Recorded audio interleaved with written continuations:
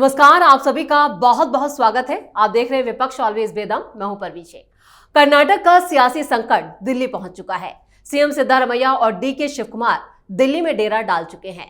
CM की कुर्सी को लेकर कांग्रेस के दोनों दिग्गज पीछे हटने को तैयार नहीं हैं। वहीं सिद्धारमैया ने राहुल गांधी से मिलने का वक्त मांगा, यानी गेंद अब राहुल गांधी के पाले में है। इधर महाराष्ट्र में मराठी भाषा पर मनसे और शिवसेना यूबीटी गुंडागर्दी पर उतर आई है। राज ठाकरे के कार्यकर्ता मारपीट और वसूली तक करते नजर आए, जिससे सियासी माहौल और गर्मा गया है। इस बीच प्रमुख जो है मनसे के राज ठाकरे, उन्होंने अपने नेताओं को सख्त निर्देश दिया। राज ठाकरे ने एक्स पर एक पोस्ट साझा की, जिसमें लिखा कि मनसे का कोई भी नेता अब किसी भी अखबार, न्यूज चैनल या डिजिटल माध्यम से संवाद नहीं करेगा। इसके साथ ही उन्होंने यह भी साफ किया कि कोई नेता अपने व्यक्तिगत वीडियो या प्रतिक्रिया सोशल मीडिया पर भी पोस्ट नहीं करेगा। प्रवक्ता भी राज ठाकरे की अनुमति के बिना बयान नहीं दे सकेंगे। क्या कर्नाटक का संकट टल पाएगा? क्या राज उद्धव फंस गए हैं? इसी पर चर्चा के लिए स्टूडियो मौजूद हैं कैपिटल टीवी के editor in chief doctor Manish Kumar और एग्जीक्यूटिव एडिटर राजीव कुमार। आप दोनों का बहुत बहुत स्वागत है। धन्यवाद। डॉक्टर साहब, जो कर्नाटक का सियासी संकट है वो दिल्ली में है, लेकिन फिलहाल ये खत्म होता नजर नहीं आ रहा। देखिए, खत्म कैसे होगा? राहुल गांधी को, कांग्रेस पार्टी को दोनों ही नेता ब्लैकमेल कर रहे हैं जी। वो तलवार सटा दिया गर्दन पे। एक आता है डीके शिवकुमार, वो जाकर के भूपेंद्र यादव से मिलते हैं, सीआर पाटिल से मिलते हैं। ये दोनों कौन है? ये अमित शाह के राइट हैंड लेफ्ट हैंड है।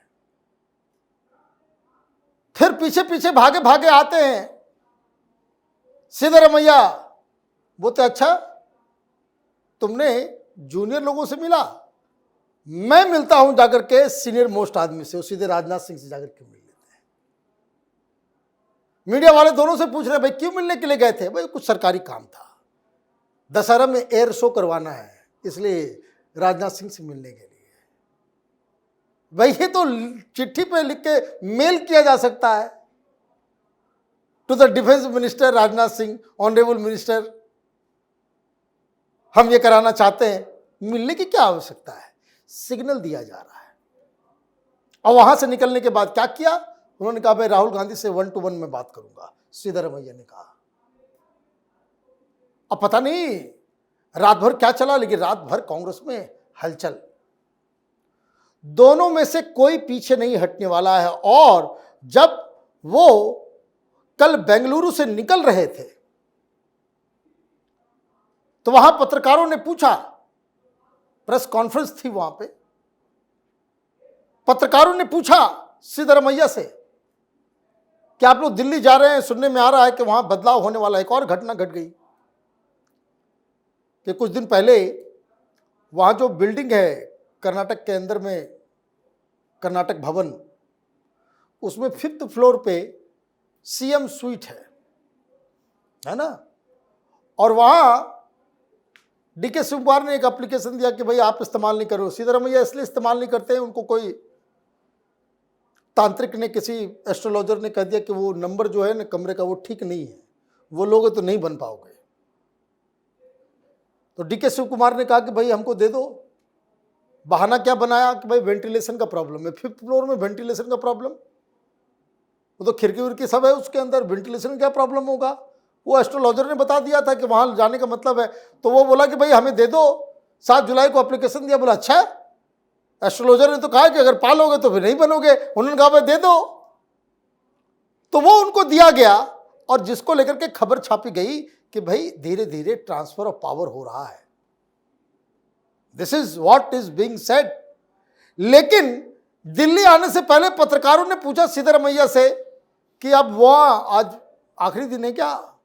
उन्होंने कहा कि नहीं, मैं 5 साल तक किधर ही हूं। तो जो पार्टी तोड़ के वहां पे बीजेपी के साथ हाथ मिलाने का जो स्ट्रेटजी डीके शिवकुमार ने बनाया होगा, वही स्टोरी अलग तरीके से वो प्रधानमंत्री मोदी तक और अमित शाह जी तक राजनाथ सिंह के जरिए सिद्धारमैया ने भी पहुंचा दिया। और सिद्धारमैया ने ये जो खबर आ रही है कि अलग से 5 मिनट के लिए राहुल गांधी से वक्त मांगा, वो शायद ये बताने के लिए कि अगर मुझे हटाया तो 2.5 साल तक जितने पैसे मैंने दिए हैं, जितनी मदद हमने पहुंचाई, जो जो सारी चीज़ें जो है ये सब खोल कर रख देंगे। इसलिए ये सोचना भी मत कि 2.5 साल तक जो है चुनाव से पहले मुझे आप मुख्यमंत्री पद से हटाओ। जी, कर्नाटक में जो सियासी संकट आया हुआ है, क्या वहां पर सत्ता बदलेगी या परिवर्तन? देखिए, परिवर्तन का मतलब सत्ता बदलने से ही है, सीएम बदलने से नहीं है। सीएम बदलेंगे, लीडरशिप बदलेगा, लेकिन जो अभी चल रहा है और जो दोनों मैसेज दे रहे हैं, जैसा डॉक्टर साहब ने कहा, एक मिल रहे हैं दूसरे नेता से तो दूसरे मिल रहे हैं तीसरे नेता से, और ये सारे के सारे भारतीय जनता पार्टी के नेता मंत्री हैं, बड़े नेता हैं। तो ऐसी स्थितियां जो पैदा हो गई है, उसके बाद संकेत क्या है? इन लोगों से मुलाकात की खबर मीडिया में आ गई, कोई बात नहीं है। कोई राज्य का मुख्यमंत्री, डिप्टी सीएम अगर किसी मंत्री से मुलाकात करते हैं, उसकी जानकारी मीडिया को देते हैं। प्रधानमंत्री को चिट्ठी लिखते हैं, मुलाकात का समय मांगते हैं, उसकी जानकारी मीडिया को देते हैं। लेकिन अपने पार्टी के बड़े नेता से मुलाकात के लिए क्या मीडिया को इन्फॉर्म किया जाता है कि देखो भाई, हमने राहुल गांधी से मुलाकात के लिए समय मांगा? इतने दिनों में क्या जेपी नड्डा से समय मांगने के लिए कोई भारतीय जनता पार्टी ने मीडिया का इस्तेमाल किया कि देखिए हम तो राष्ट्रीय अध्यक्ष से मुलाकात करने के लिए समय मांग रहे हैं, कल हम मुलाकात करेंगे? या फिर किसी स्टेट का सीएम ही आ जाए, दो बड़े नेता आ जाए, दिल्ली में आकर भी मुलाकात करते हैं भारतीय जनता पार्टी के संगठन के लोगों से, तो एक बार भी जानकारी मीडिया में नहीं आती।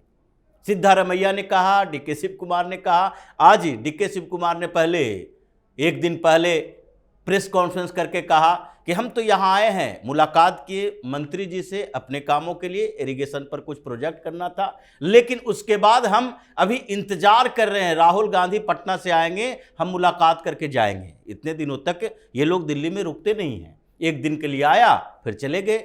अगर मुलाकात हुई तो ठीक, नहीं मुलाकात हुई तो भी ठीक, क्योंकि पिछली बार 2 बार डीके शिव कुमार आए हैं या फिर सिद्धारमैया आए हैं, इन्होंने राहुल गांधी से मुलाकात नहीं की। और इस बार तो कह रहे हैं हमने सोनिया गांधी से भी मुलाकात करने की बात कही, लेकिन उन्होंने मना कर दिया, मतलब रिस्पॉन्स ही नहीं आया। तो अब राहुल गांधी से मुलाकात करने का मतलब क्या है? क्योंकि पहले ये गए सुरजेवाला, वहां जाकर उन्होंने विधायकों से बातचीत की। विधायकों में ये देखा गया कि नहीं, कुछ सिद्धारमैया के साथ हैं, कुछ डीके शिव कुमार के साथ हैं। अब वो कंफ्यूज हो गए कि कैसे हम आगे रिपोर्ट दें कि भाई दोनों में टक्कर है बराबर का, और इसलिए अगर नेतृत्व परिवर्तन करते हैं तो भी सरकार गई, क्योंकि सिद्धारमैया तो बर्दाश्त नहीं करेगा। वो तो पिछली सरकार में बर्दाश्त नहीं किए, जब डिप्टी सीएम बना दिए थे तो सरकार ही गिरवा दी, इस बार कैसे बर्दाश्त करेंगे? और ऐसा भी नहीं है कि उनके राजनीतिक कैरियर कोई 20-25 साल और है, वो तो चाह रहे हैं कि ये लास्ट मुख्यमंत्री का दौर है, आगे तो ऐसे भी सरकार नहीं बननी है। जैसे अशोक गहलोत सोच रहे थे कि एक बार सरकार बन गई, अगली बार तो बीजेपी की ही सरकार बननी है, तो इस बार तो टर्म पूरा कर लें। कितना भी बोलते रह गए, किसी ने रिस्पॉन्स नहीं दिया। जैसे ये बघेल बोल रहे थे, ये करते रह गए, 2.5 साल नहीं 5 साल रहेंगे, क्योंकि उनको ही पता था अगली बार छत्तीसगढ़ में परिवर्तन होगी, भारतीय जनता पार्टी की सरकार बनेगी, तो अगले 5 साल 10 साल तक कौन इंतजार करता है? सिद्धारमैया यही सोच रहे हैं। तो उधर उन्होंने राहुल गांधी को मैसेज दिया, सोनिया गांधी को मैसेज दिया, और डीके शिव कुमार अपना मैसेजिंग खेल रहे हैं।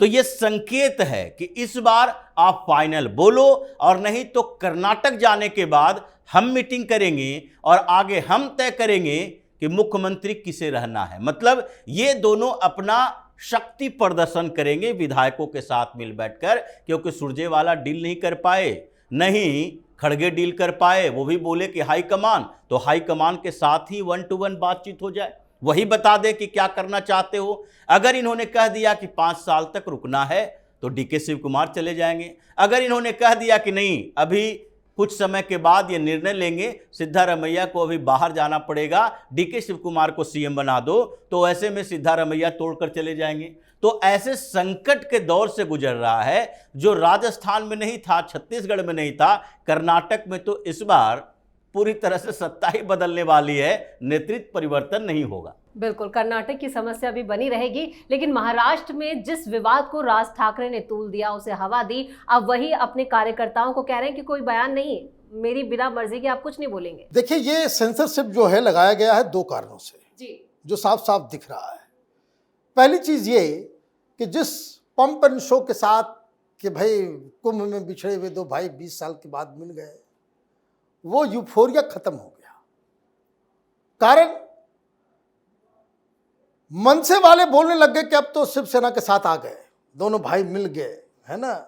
मराठी और ये वो सारी चीजें जो है वो जहां तहां वो मार पीट, और टीवी चैनलों पे, सोशल मीडिया पे, यूट्यूब के ऊपर मनसे कार्यकर्ताओं ने ये हिंट देना शुरू कर दिया कि राज ठाकरे, उद्धव ठाकरे ने हाथ मिला लिया और ये दोनों मिलके बीएमसी का चुनाव लड़ेंगे जी। कुछ लोग तो यहां तक भी वो हिंट देने लग गए कि मनसे शायद उद्धव ठाकरे शिवसेना में मर्ज हो जाए।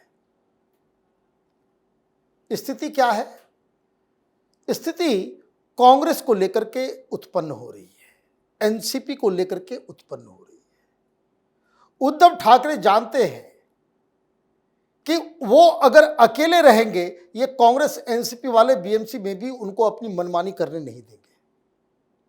वो ये चाह रहे हैं कि भाई मनसे के साथ हम आ जाएं और उसके बाद हम निगोशिएट करें कि देखो भाई हम लोग सब मिलकर के चुनाव लड़ेंगे। राज ठाकरे ने कहा कि तो गड्ढे में डालेगा मुझे भी। तो पहली चीज ये कि उन्होंने साफ साफ कहा कि कोई भी चौधरी मत बनो, कोई आदमी बयान नहीं देगा, कोई मीडिया से बात नहीं करेगा, और मीडिया वालों से बात करते फजीयत भी हो रही है, फजीयत भी हो रही है। दूसरा कारण यह है कि नॉन मराठी स्पीकिंग पॉपुलेशन या जो इस विवाद के साथ खड़े नहीं है कि आप मराठी ना बोलने के लिए आप किसी को मारने पीटने लग जाए। भाई मराठी जो है, जो नागपुर के साइड में मराठी भाषा बोली जाती है, जो गुजरात बॉर्डर में बोली जाती है, और जो गोवा बॉर्डर पे, कर्नाटक बॉर्डर में मराठी बोली जाती है, एक दूसरे को समझ भी नहीं पाते हैं। मराठी कोई एक ही तरह की बोली है क्या?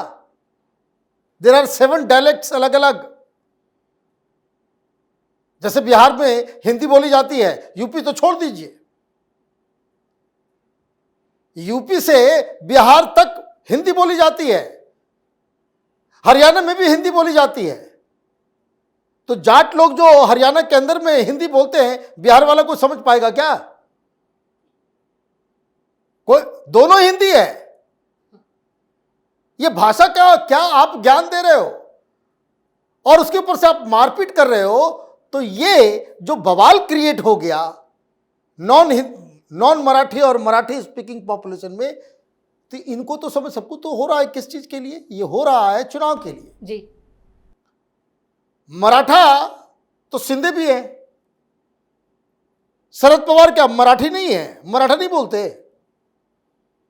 उद्धव ठाकरे भी मराठा, बीजेपी भी मराठा नहीं है क्या?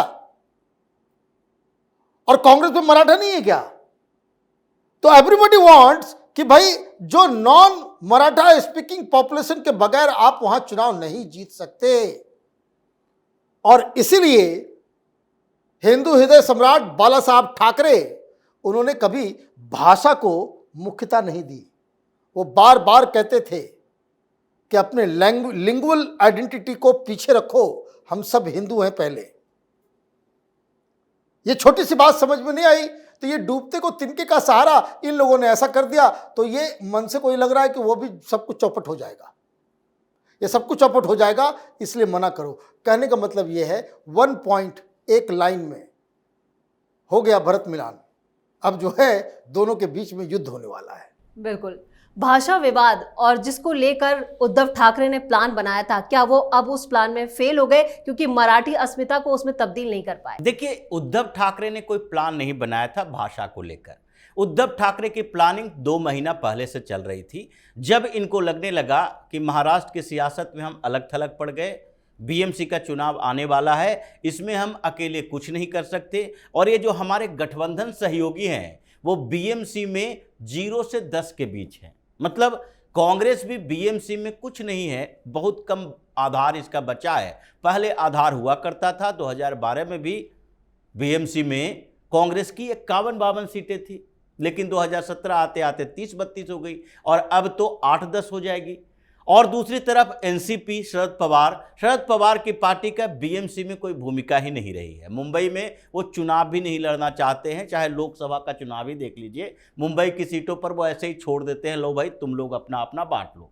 और ऐसे में उद्धव ठाकरे को लगा कि मेरी पार्टी के तो कार्यकर्ता शिंदे के साथ चले गए हैं, भारतीय जनता पार्टी का बड़ा आधार है, अब ये सब मिलकर बीएमसी को साफ कर देगा, मतलब शिवसेना नहीं रहेगी, यूबीटी का कोई अब वर्चस्व नहीं रहेगा। तो इसके लिए 3 महीना पहले से ये राज ठाकरे के साथ बातचीत करने लगे। और राज ठाकरे के साथ बातचीत ये स्विट्जरलैंड में भी जाकर किए थे, विदेश ट्रिप पर थे ये पूरे फैमिली के साथ, वहां भी राज ठाकरे के साथ बात हुई। बात टिकी हुई थी इस बात को लेकर कि क्या उद्धव ठाकरे कांग्रेस को छोड़ेंगे, एनसीपी को छोड़ेंगे, क्योंकि राज ठाकरे को उस समय या आज भी लगता है कि हिंदुत्व के एजेंडे से भटके तो उद्धव से भी बुरी स्थिति हो जाएगी। अभी तो कुछ लोग पहचानते भी हैं, ये टिकी हुई थी इन चीजों पर।